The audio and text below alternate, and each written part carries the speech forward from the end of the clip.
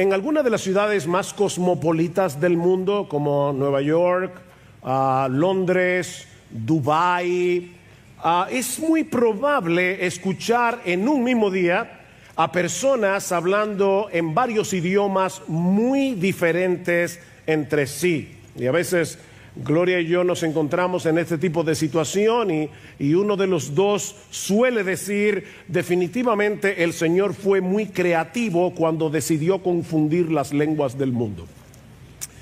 Escuchas a un italiano, escuchas a un portugués y hay palabras que tú puedes distinguir, pero de repente te encuentras con alguien hablando en mandarín o hablando en urdu o hablando en árabe y no tienes la menor idea de lo que está diciendo. Bueno, toda esa confusión de lenguas comenzó en Babel, en Génesis capítulo 11, que es el episodio que vamos a considerar en esta mañana. Pero, mis hermanos, este conocido relato del Antiguo Testamento no quedó registrado en las Escrituras meramente para que sepamos cuál fue el origen de los idiomas humanos. Hay algo mucho más profundo encerrado en esta historia. La Torre de Babel nos recuerda que en este mundo caído se está librando una guerra sin cuartel entre el reino de los hombres y el reino de Dios, y que uno de los dos, y yo espero que ustedes sepan cuál es, está condenado al fracaso. Nada ni nadie puede impedir que el Todopoderoso lleve a cabo lo que se ha propuesto hacer desde el principio de la historia humana, para la gloria de su nombre y para el bien de su pueblo. Ahora, antes de entrar de lleno en esta historia fascinante de las Escrituras, necesitamos conocer un poco de contexto para entender lo que realmente está sucediendo aquí. Tan pronto Dios crea al hombre a su imagen y semejanza, en Génesis capítulo 1, versículos 26 al 28, Dios les hace saber que su propósito era esparcirlos por toda la tierra. El hombre recién creado tenía la responsabilidad de llenar la tierra de imágenes vivientes de Dios a través de la procreación, para cuidar y cultivar la tierra. Y a pesar de que en Génesis capítulo 3 Adán y Eva deciden rebelarse contra la autoridad de Dios y proclamar su autonomía, ese propósito original permanece, y eso lo vemos claramente después del diluvio en Génesis capítulo 9, tanto en los versículos 1 como en el versículo 7. Dios le dice a los hijos de Noé que ellos deben ser fecundos, multiplicarse y llenar la tierra. Otra vez, cuando llegamos al capítulo 10, eso es precisamente lo que vemos: a los hijos de Noé que comienzan a multiplicarse.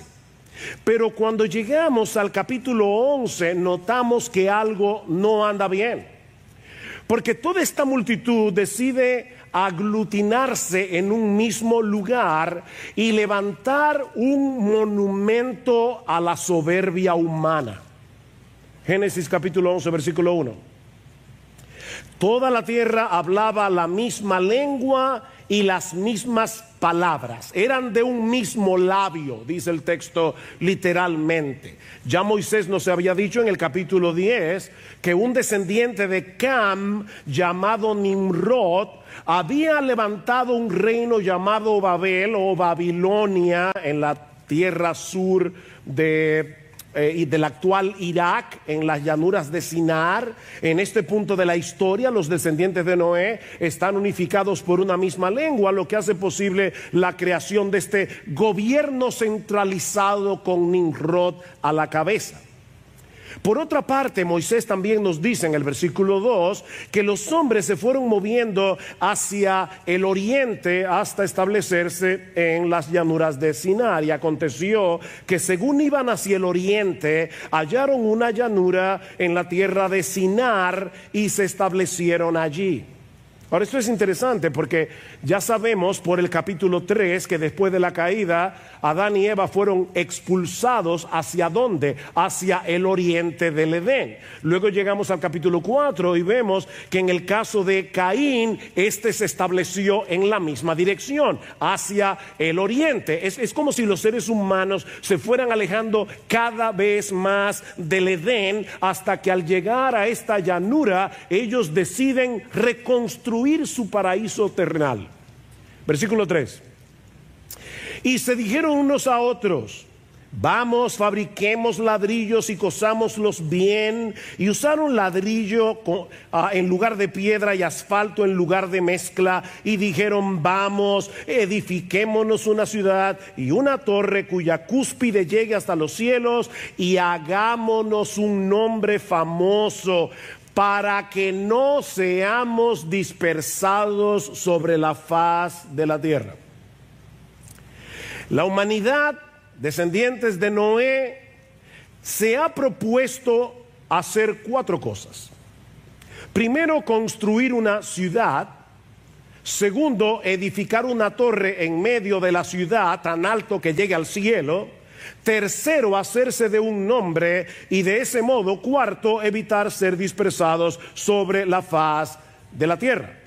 Los hombres de Babel no solo rehúsan obedecer el mandato expreso de Dios de llenar la tierra, sino que ellos pretenden llegar al cielo, la morada de Dios, y hacerse de un nombre. Hagámonos un nombre. Esta es la misma palabra hebrea que aparece en Génesis capítulo 1, versículo 26, cuando Dios dice: hagamos al hombre. Ahora estos dicen: hagámonos un nombre. El propósito original de Dios era llenar la tierra de su gloria a través de los portadores de su imagen, pero el propósito de estos hombres es quedarse en Sinar y construir un monumento para su propia gloria. Hagámonos un nombre famoso. Hay muchos detalles en esta historia, hermanos, que yo quiero que ustedes noten. En la Biblia, solo Dios se nombra a sí mismo. Porque hay un elemento de jerarquía en el hecho de yo ponerle nombre a algo o ponerle nombre a alguien. Tú nombras lo que te pertenece. Por ejemplo, en el capítulo 1 del Génesis es Dios el que le pone nombre a las cosas que ha creado. En Génesis capítulo 2, Dios le ordena a Adán que le ponga nombre a los animales. Y al final de ese mismo capítulo, Dios le provee a Adán de una ayuda idónea, y es Adán, cabeza, el que le pone nombre a Eva. Y en los capítulos 4 y 5 vemos que son los padres los que les ponen nombres a sus hijos. Pero la generación de Babel quiere ponerse un nombre ellos mismos. Ellos quieren hacerse de un nombre por sí mismos. ¿Se dan cuenta, mis hermanos, que esto es mucho más que un proyecto de construcción? En Babel nosotros volvemos a escuchar el eco de la voz de la serpiente en el huerto del Edén: seréis como Dios. Desde Génesis 3, el hombre pretende ser Dios, o al menos ser tratado como si lo fuera. Un ser autónomo, capaz de hacer su propia voluntad, de establecer su propio reino por encima de la voluntad y del reino de Dios. De manera que los hombres de Babel no están tratando simplemente de construir una ciudad y de edificar una torre. El plan es levantar un reino que se oponga al reino de Dios. Babel representa una declaración de autonomía de parte de una humanidad rebelde. Si la intención de Dios era llenar la tierra de portadores de su imagen, para la gloria de su nombre, para la felicidad de sus criaturas, la generación de Génesis 11 pretende quedarse en el mismo lugar, buscar significado y seguridad en sus propios logros y levantar un monumento para su propia exaltación. Pero si algo aprendemos en las Escrituras es que hay un solo soberano universal cuya voluntad siempre prevalece. Uno solo. Y esa es una muy buena noticia, mis hermanos, porque los planes de Dios siempre, siempre, siempre son infinitamente mejores que los nuestros. En el cielo no hay ninguna señal de alarma ante esta ridícula manifestación de soberbia y de rebelión. ¿Cómo reacciona Dios a este proyecto? Bueno, veamos en segundo lugar la reacción de Dios a la autoexaltación humana. Versículo 5.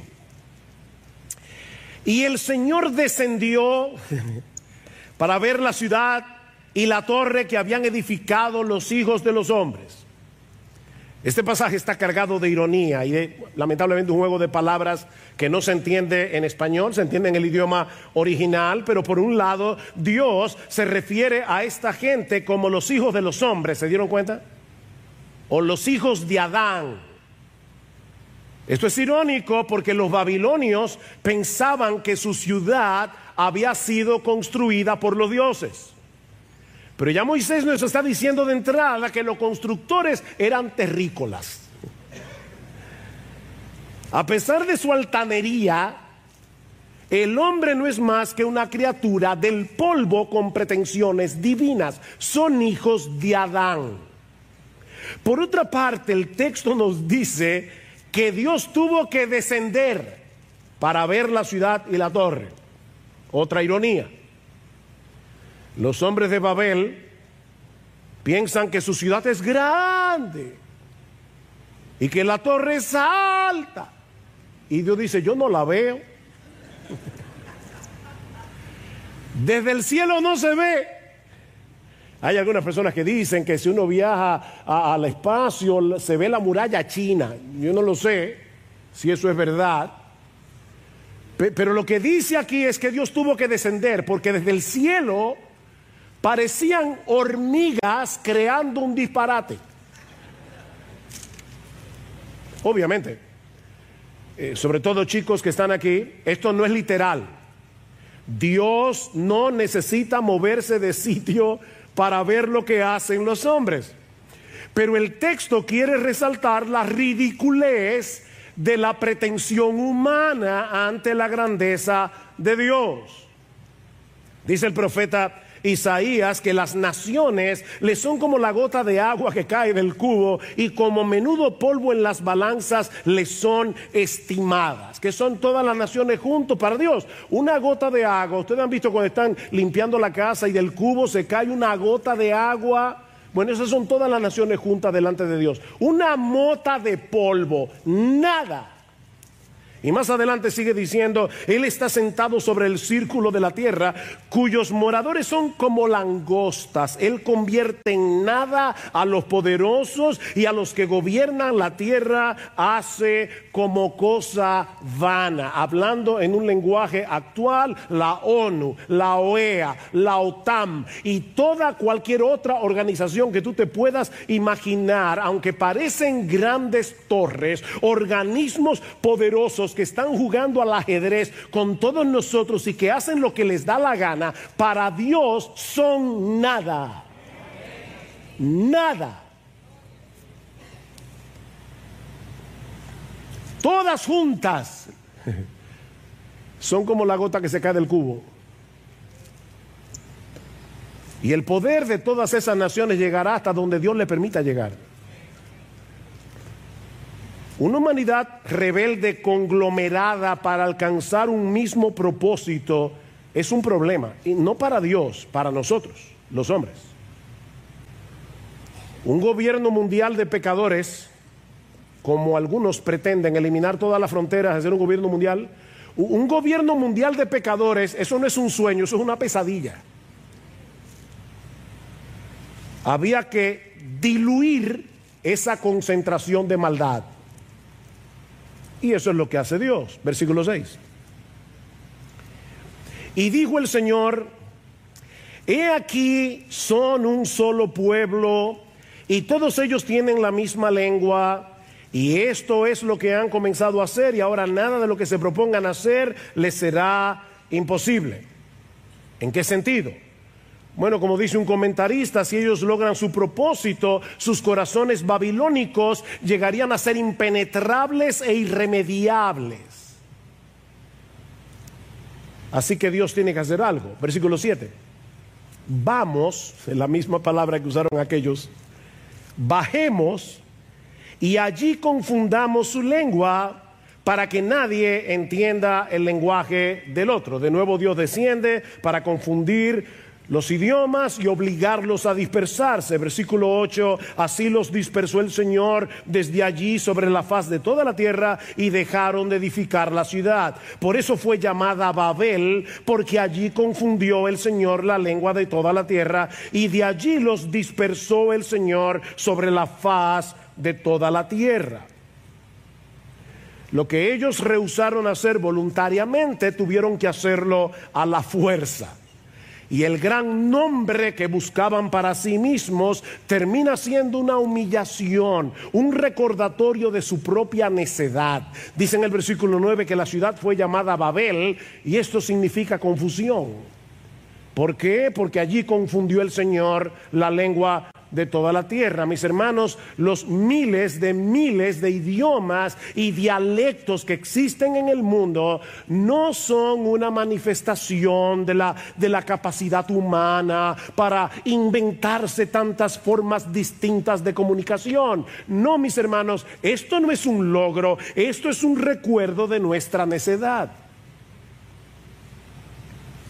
Y de que la voluntad de Dios siempre termina imponiéndose sobre toda rebelión. Dios es Dios. Miren, hermanos, cuando el adversario es Dios, el otro lleva todas las de perder.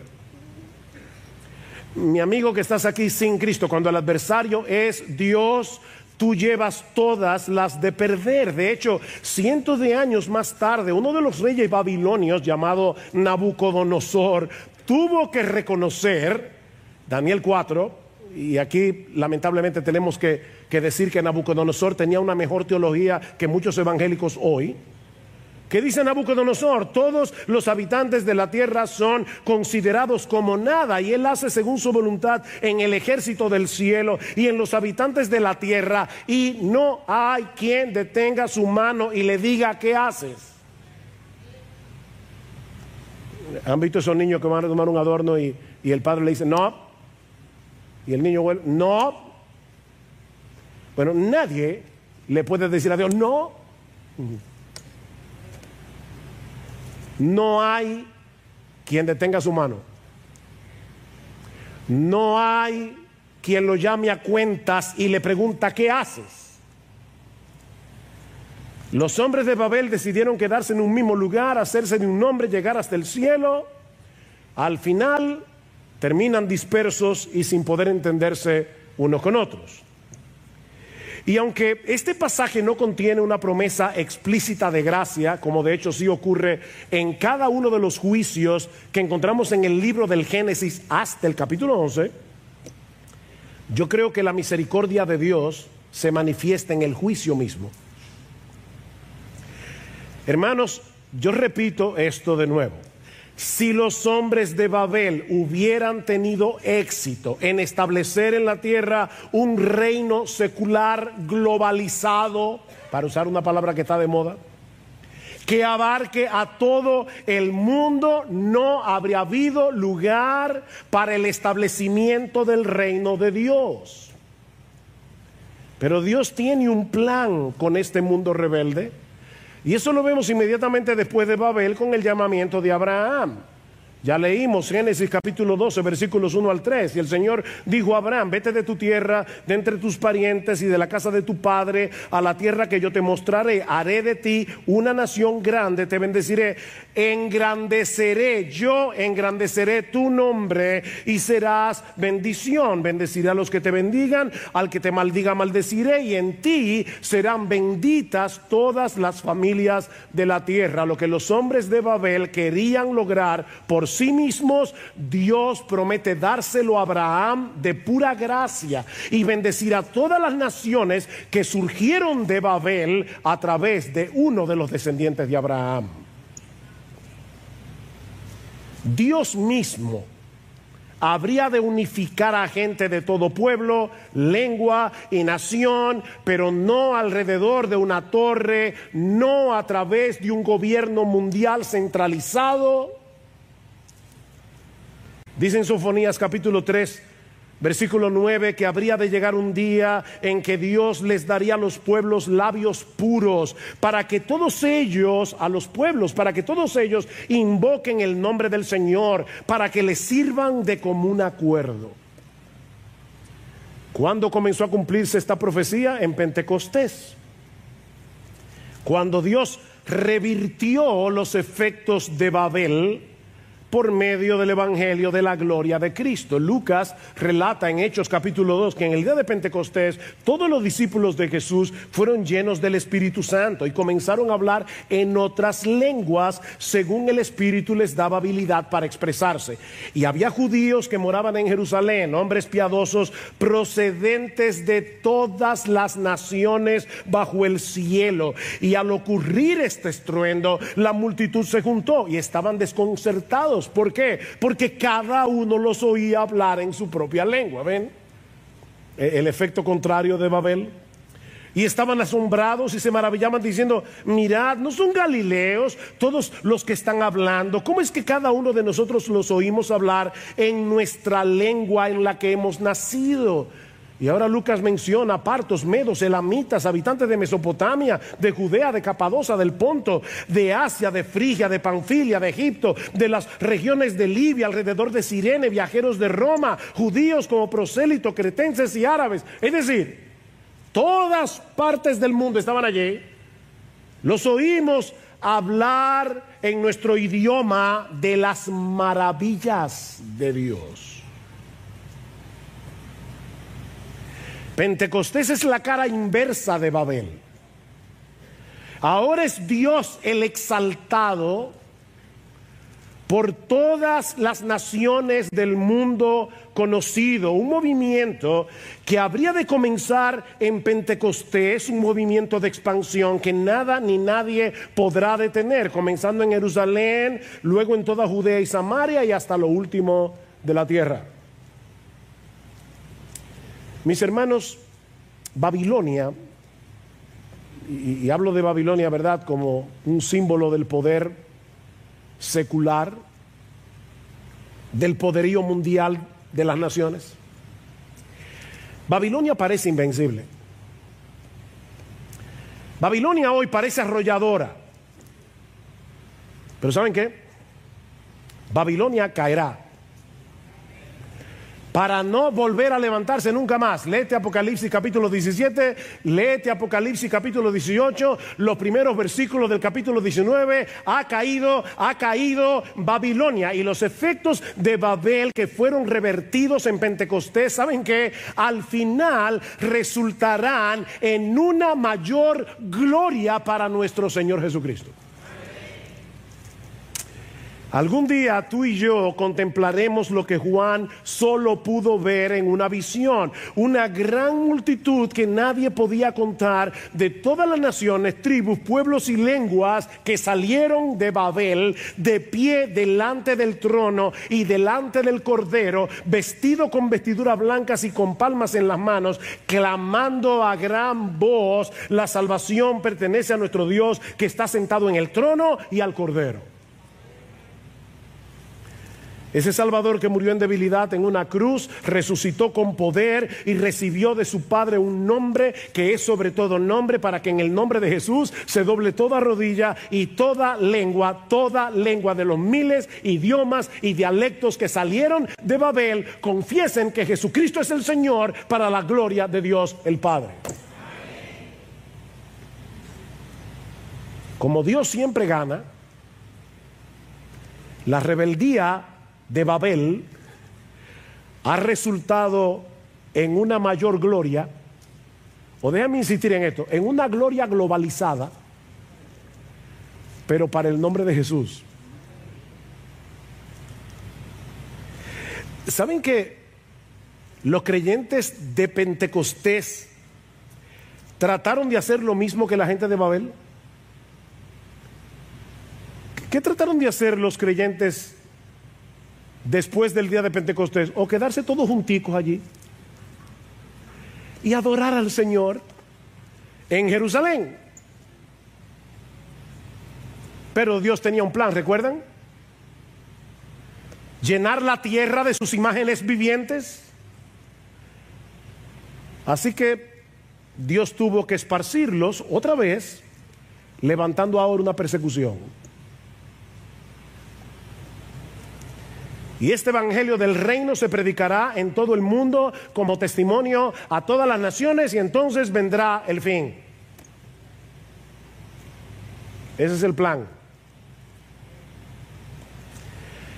Este fin de semana, ya lo dijimos, el Señor nos ha dado el privilegio de acoger entre nosotros a pastores y líderes que han venido al intensivo pastoral, porque estamos interesados en lo que Dios está haciendo en otras provincias de su reino.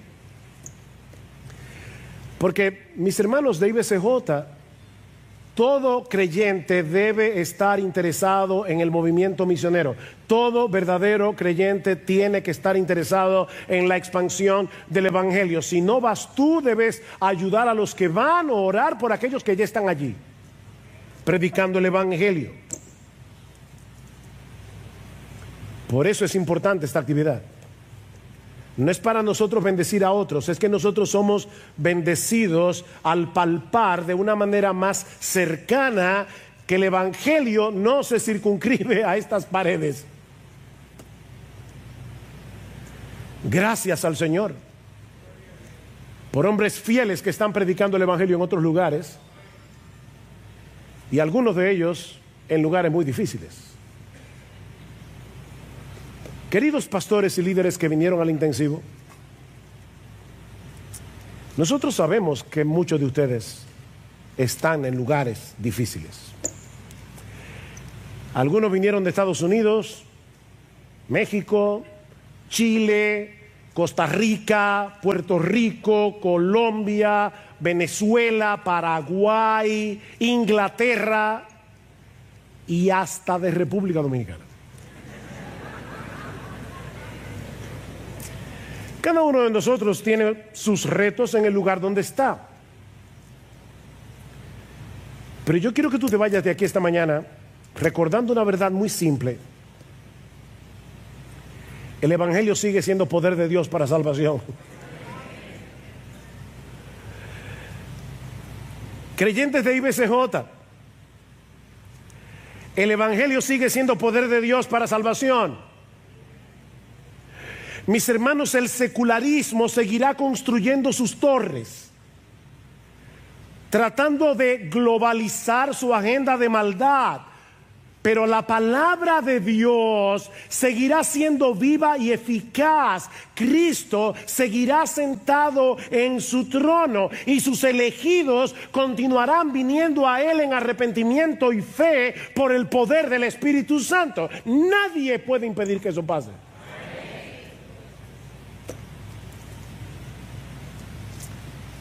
Sigamos peleando la batalla, y no estoy hablando aquí solamente a los hermanos del intensivo, ahora estoy hablándoles a todos. Sigamos peleando la batalla, sigamos corriendo la carrera, sigamos manteniendo la fe. Sí, en nuestra propia fuerza somos menos que nada y hay muchas amenazas a nuestro alrededor, pero en todas estas cosas que hoy parecen inquietarnos, nosotros somos más que vencedores por medio de aquel que nos amó. Los ciudadanos de Babel no se han rendido. No, ellos continúan en pie de guerra.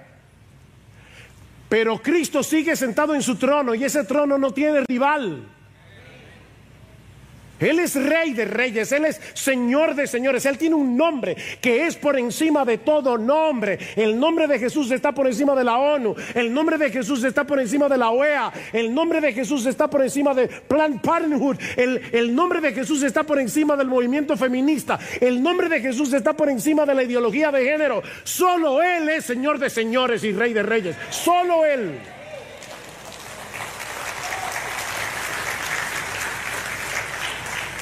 Anímate, mi hermano. Porque tú y yo sabemos cómo termina esta historia. Tú y yo lo sabemos. Ya Dios lo reveló en su palabra a través del apóstol Juan. Y miré y oí la voz de muchos ángeles alrededor del trono y de los seres vivientes y de los ancianos, y el número de ellos era miríadas de miríadas y millares de millares, que decían a gran voz: el cordero que fue inmolado digno es de recibir el poder, las riquezas, la sabiduría, la fortaleza, el honor, la gloria y la alabanza, y a toda cosa creada que está en el cielo, sobre la tierra y debajo de la tierra y en el mar, y a todas las cosas que en ellos hay. Oí decir al que está sentado en el trono y al cordero sea la alabanza, la honra, la gloria y el dominio por los siglos de los siglos. Amén. Nuestro Señor venció. Y eso es lo que vamos a recordar hoy al participar de la cena. El precio que Él pagó para que tú y yo, débiles mortales, participemos de su victoria. No temáis, manada pequeña, a vuestro Padre ha placido daros el reino. No temáis, manada pequeña. Cristo derramó su sangre en la cruz para que nosotros seamos suyos y para que en Él seamos más que vencedores. Más que vencedores.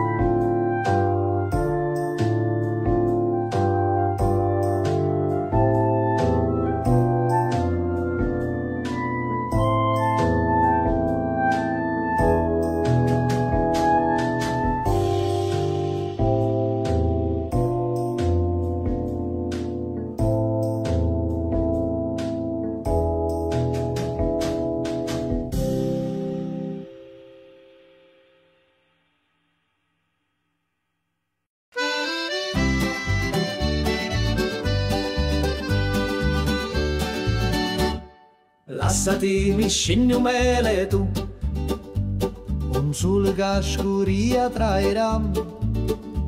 Mi dissi vieni con me stasera, una sera che pari a magia, una cantina che durava musto, lugori mio, gli incidetti tutto.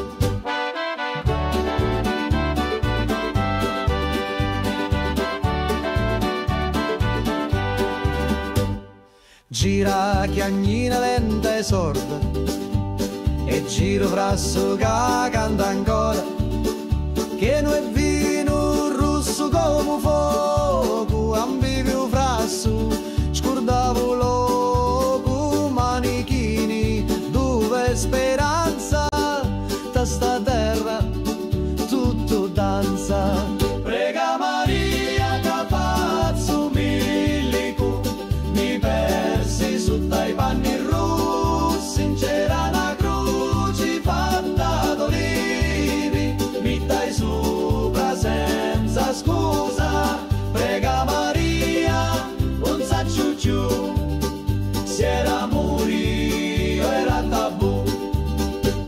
Ammuzzo, tutto frasso, scioglieva cori come passo. Tu c'era notte in vento, con una luna appesa, senza pentimento.